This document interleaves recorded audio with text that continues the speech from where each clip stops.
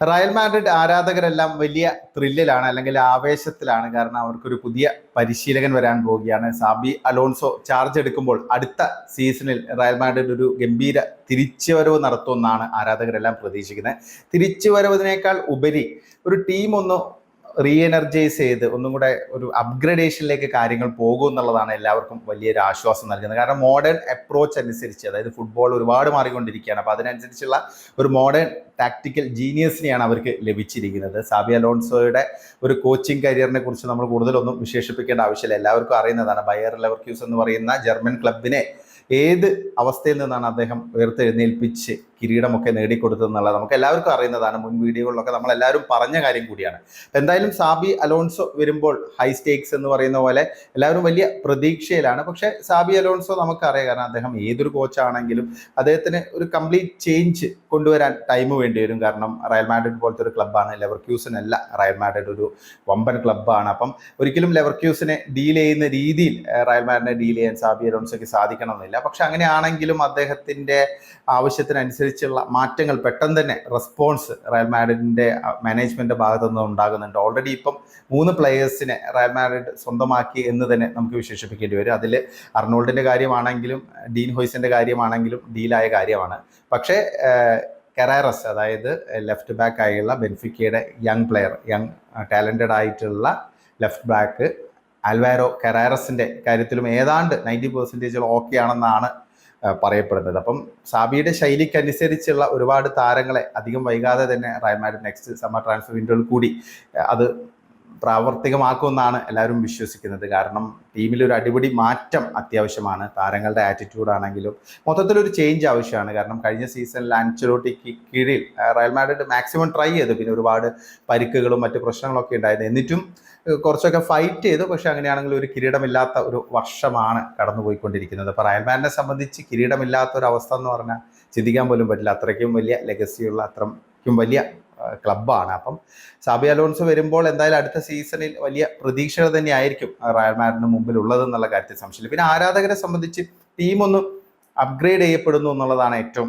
ഒരു പ്രധാനപ്പെട്ട ഒരു പോസിറ്റീവായുള്ള കാര്യം. കാരണം ഒരു മോഡേൺ ടാക്ടിക്കൽ അപ്രോച്ച് ഉള്ള ഒരു കോച്ച് വരുന്നു, ടീം കുറച്ചും കൂടെ കോമ്പറ്റീറ്റീവ് ആവുന്നു, ഒരു കറക്റ്റായിട്ട് ഒരു ടാക്ടിക്സ് ബേസ്ഡ് ആയിട്ട് ഒരു കൺസിസ്റ്റൻറ്റ് സ്റ്റൈലിൽ ടീം മാറും എന്നൊക്കെയാണ് ആരാധകർ പ്രതീക്ഷിക്കുന്നത്. ഇപ്പോൾ സാബി അലോൺസോയുടെ ഒരു ഇഷ്ടപ്പെട്ട ഒരു ഫോർമേഷൻ നമുക്കറിയാം, അത് 3-4-2-1 ആണ്. 3 പേരെ ഡിഫൻസിൽ കളിപ്പിക്കുന്ന 3 മെൻ ഡിഫൻസിനെ വെച്ച് മാക്സിമം അറ്റാക്ക് ചെയ്യുന്ന, പ്രസ് ചെയ്യുന്ന ഒരു ശൈലിയാണ്. എന്നാൽ പൊസഷൻ ഇമ്പോർട്ടൻസ് കൊടുത്തുകൊണ്ടുള്ള ഒരു ശൈലി തന്നെയാണ് സാബി പയറ്റുന്നത്. പലപ്പോഴും ഫ്ലെക്സിബിൾ ആണ്. അദ്ദേഹം 3 പേരെയാണ് ഡിഫൻസിൽ കളിപ്പിക്കുന്നതെങ്കിലും അത്യാവശ്യ സന്ദർഭങ്ങൾ അദ്ദേഹം ചേഞ്ച് ചെയ്യാനും തയ്യാറാകാറുണ്ട്. ഇപ്പോൾ ബയൺ മ്യൂണിക്കിനെതിരെയുള്ള ഈ സീസണിലെ മത്സരത്തിൽ 4-2-3-1 എന്നുള്ള ഫോർമേഷനിലാണ് ലെവർക്യൂസിനെ അദ്ദേഹം ഇറക്കിയത്. അപ്പം 2 വിങ് ബാക്കുകളുടെ റോള് വളരെ പ്രധാനപ്പെട്ടതാണ്.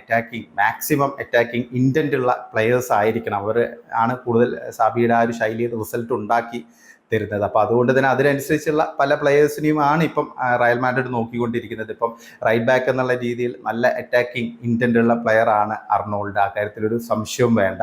ഡിഫൻസിനേക്കാൾ കൂടുതൽ അറ്റാക്കിംഗ് മൈൻഡ് സെറ്റ് ഉള്ള ഒരു പ്ലെയർ എന്നാണ് പൊതുവെ ട്രെൻഡ് അലക്സാണ്ടർ അർണോൾഡ് അറിയപ്പെടുന്നത്. ഒരുപാട് ക്രോസുകളൊക്കെ കിട്ടും, അക്കാര്യത്തിൽ ഒരു സംശയം വേണ്ട. പ്രത്യേകിച്ച് കഴിഞ്ഞ സീസണിൽ ക്രോസുകളൊക്കെ കുറവായിരുന്നു. അപ്പോൾ അതിലൊക്കെ ഒരു പരിധിവരെ മാറ്റം ഉണ്ടാകും എന്നുള്ള കാര്യത്തിൽ എല്ലാവർക്കും ഒരു ശുഭാപ്തി വിശ്വാസമുണ്ട്. അതുകൂടാതെ ഇപ്പം കെറാറസ് വരികയാണെങ്കിൽ ലെഫ്റ്റ് ബാക്ക് എന്നുള്ള രീതിയിൽ ആ ഒരു പൊസിഷനിൽ നല്ല സൂട്ടായിട്ട്, ലെഫ്റ്റ് ബാക്ക് അല്ല വിങ് ബാക്ക് എന്നുള്ള രീതിയിൽ നല്ല റിസൾട്ട് ഉണ്ടാക്കാൻ പറ്റുന്ന പ്ലെയർ ആയിരിക്കും. പിന്നെ ഇപ്പം ഡീൻ ഹോയ്സിനും അസെൻസിയോയും ചേരുമ്പോൾ നല്ലൊരു കോംബോ ആയിരിക്കും. മറ്റു താരങ്ങളെക്കുറിച്ച് പറയാതിരിക്കുകയല്ല, ഇപ്പോൾ റൂഡിഗർ ആണെങ്കിലും മറ്റു താരങ്ങളൊക്കെ ഉണ്ട്. പക്ഷേ പലപ്പോഴും ഒരു റൊട്ടേറ്റ് ചെയ്യാൻ പറ്റുന്ന രീതിയിലേക്ക് കാര്യങ്ങൾ പോകാൻ സാധ്യതയുണ്ട്. യങ് പ്ലസ് എക്സ്പീരിയൻസ്ഡ് കോംബോ എന്നുള്ള രീതിയിലേക്കൊക്കെ കാര്യങ്ങൾ മാറാനുള്ള ഒരു സാധ്യതയുണ്ട്. ഈ സീസണിൽ പലപ്പോഴും ബെല്ലിംഗാം ആണെങ്കിലും പല പ്ലെയേഴ്സും വളരെ എക്സോസ്റ്റഡ് ആയിരുന്നു. തുടർച്ചയായിട്ട് കളിക്കേണ്ട ഒരു ആവശ്യകത അവർക്ക് എല്ലാവർക്കും ഉണ്ടായിരുന്നു. അപ്പോൾ അതിൽ നിന്നൊരു മാറ്റം സാബി അലോൺസോ വരുമ്പോൾ ഉണ്ടാവുമെന്ന് പ്രതീക്ഷിക്കുന്നു. ഇപ്പോൾ മുന്നേറ്റ നിരയിൽ വലിയ പ്രശ്നമില്ല, പ്രോബ്ലം മൊത്തം ഡിഫൻസിലായിരുന്നു. അപ്പം ഡിഫൻസ് പരമാവധി സെറ്റപ്പ് ചെയ്യുക എന്നുള്ളത് തന്നെയായിരിക്കും സാബി അലോൺസോയുടെ ഒരു പ്രധാന ലക്ഷ്യം. അതിനനുസരിച്ചുള്ള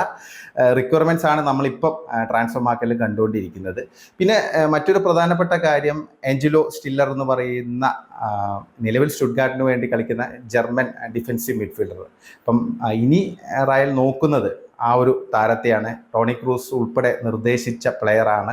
സാബിയുടെ ശൈലിക്ക് വളരെ യോജിക്കുന്ന രീതിയിലുള്ള ഒരു പ്ലെയറാണ് ഈ ആഞ്ചലോ സ്റ്റില്ലർ. 24-കാരനായ താരം എന്നാണ് പൊതുവെ വിശേഷിപ്പിക്കപ്പെടുന്നത്.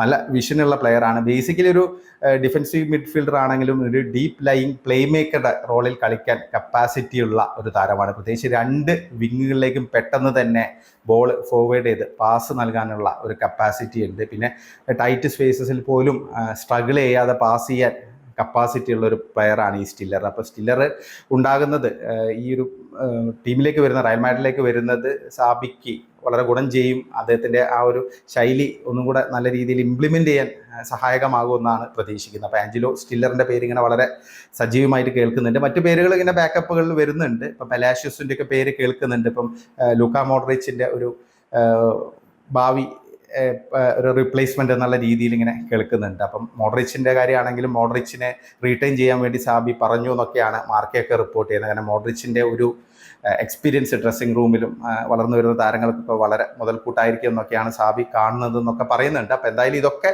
ഒരു ചർച്ചയായിക്കൊണ്ടിരിക്കുകയാണ്. പിന്നെ ഈ 3-man ഡിഫൻസ് എത്രത്തോളം സക്സസ്ഫുൾ ആവും എന്നുള്ളതാണ് മറ്റൊരു ചോദ്യം. നമ്മൾ നേരത്തെ തന്നെ പറഞ്ഞു കഴിഞ്ഞു, അദ്ദേഹം ഈ ഒരു 3-man ഡിഫൻസ് ആണ് ഇമ്പാർട്ട് ചെയ്യുന്നതെങ്കിലും പലപ്പോഴും ഫോർമേഷൻ, അതായത് എതിർ ടീമിൻ്റെ സാഹചര്യം അനുസരിച്ച് ഫോർമേഷൻ മാറ്റാൻ തയ്യാറാണ്. ഇപ്പോൾ സ്പാനിഷ് ലീഗിൽ പൊതുവേ ഈ ഒരു 3-man ഡിഫൻസ് ചിലപ്പോൾ വർക്കൗട്ട് ആവില്ല എന്നുള്ള ഒരു അഭിപ്രായമുണ്ട്. പ്രത്യേകിച്ച് എതിർ ടീം വിങ്ങിൽ കൂടെ സ്പീഡ് കൗണ്ടർ അറ്റാക്കുകൾ നടത്തുമ്പോൾ, ക്രോസുകളൊക്കെ വരുമ്പോൾ ഡിഫൻസ് ഓപ്പൺ അപ്പ് ആവാനുള്ളൊരു സാധ്യതയുണ്ട്. ജർമ്മൻ ലീഗ് പോലെ ഒരു ഓൾ ഔട്ട് അറ്റാക്ക് നടത്തുന്ന ഒരു ലീഗ് അല്ല ലാ ലീഗ. എല്ലാ ടീമിലും നല്ല സ്ട്രോങ് ഡിഫൻസ് ഉണ്ട്. അപ്പോൾ അതുകൊണ്ട് അതിനനുസരിച്ചുള്ള മാറ്റങ്ങളൊക്കെ സാബിയുടെ ഭാഗത്തുനിന്ന് ഉണ്ടാകുമെന്ന് പ്രതീക്ഷിക്കുന്നു. കാരണം അദ്ദേഹത്തിന് അറിയാം, അദ്ദേഹം സ്പാനിഷ് ലീഗിൽ കളിച്ച താരമാണ്, മുൻ താരമാണ്. അപ്പോൾ അദ്ദേഹത്തിന് അറിയാം എന്താണ് സംവിധാനം എന്നുള്ളത്. അപ്പോൾ എന്തായാലും ഇതാണ് ഒരു പോസിറ്റീവായുള്ള കാര്യം. പിന്നെ ഒരു നെഗറ്റീവ് പാർട്ട് വരുന്നതെന്ന് വെച്ചാൽ സാബി ഒരു വമ്പൻ ടീമിനെ ഇതുവരെ പരിശീലിപ്പിച്ചിട്ടില്ല. എവർക്കൂസൻ തീരെ മോശം ടീമാണെന്നല്ല പറയുന്നത്, പക്ഷെ അങ്ങനെയാണെങ്കിലും റയൽ മാഡ്രിഡ് പോലെ ഒരുപാട് ഗലക്റ്റിക്കോസ് ഉള്ള ഒരു ടീമാണ്. ഇപ്പോൾ വിനീഷ്യസ് ആണെങ്കിലും എംബാപ്പെ ആണെങ്കിലും പിന്നെ അതുകൂടാതെ റോഡ്രിഗോ, ബെല്ലിംഗാം, ഇങ്ങനെ വമ്പൻ താരനിരയാണുള്ളത്. ഇപ്പോൾ അതിന് താഴെ നിൽക്കുന്ന എൻട്രിക് ആണെങ്കിലും ആർദ ഗുലർ ആണെങ്കിലും ഇവരെല്ലാം ഒരു വമ്പൻ എപ്പോഴും വാർത്തകളിൽ നിറഞ്ഞു നിൽക്കുന്ന പ്രഷ്യസ് ആയുള്ള പ്ലെയേഴ്സ് ആയിട്ടാണ് അറിയപ്പെടുന്നത്. അപ്പോൾ ഈ താരങ്ങളെയൊക്കെ നല്ല രീതിയിൽ ഓർഗനൈസ് ചെയ്ത് കൊണ്ടുപോകാൻ സാബി അലോൺസോയ്ക്ക് സാധിക്കണം എന്നുള്ളതാണ്. കാരണം കാർലോ ആൻചെലോട്ടിയുടെ ഒരു സ്റ്റൈൽ എന്ന് പറഞ്ഞു കഴിഞ്ഞാൽ അദ്ദേഹം പലപ്പോഴും ആരെയും അങ്ങനെ വെറുപ്പിക്കാതെ കൊണ്ടുപോകാൻ മിടുക്കനായിരുന്നു. അപ്പം സാബി അലോൺസോയെ സംബന്ധിച്ച് എംബാപ്പെ, വിനീഷ്യസ് ഇവരെയൊക്കെ കറക്റ്റായിട്ട് അക്കോമഡേറ്റ് ചെയ്ത്, അതായത് അവരുടെ ഒരു അവരുടെ ഒരു ഡ്യൂ,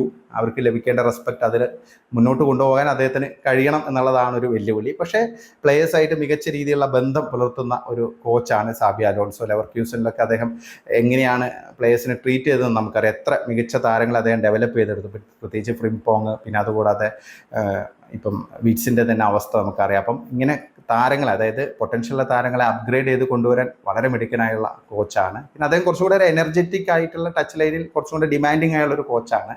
ഇപ്പോൾ റയൽ മാഡ്രിഡിനെ സംബന്ധിച്ച് ഇപ്പം ഫസ്റ്റ് സീസണിൽ തന്നെ അത്ഭുതങ്ങൾ സംഭവിക്കുക എന്നതിനേക്കാൾ ഉപരി ടീമിനെ അപ്ഗ്രേഡ് ചെയ്ത് ഘട്ടം ഘട്ടമായിട്ട് ആ ഒരു പഴയ ഗ്ലോറിയിലേക്ക് കൊണ്ടുവരിക, അല്ലെങ്കിൽ ഒന്ന് റീ എനർജൈസ് ചെയ്യുക എന്നുള്ളതായിരിക്കും സാബി അലോൺസോയ്ക്ക് മുമ്പിലുള്ള ഏറ്റവും പ്രധാനപ്പെട്ട ലക്ഷ്യം എന്നാണ് എനിക്ക് തോന്നുന്നത്.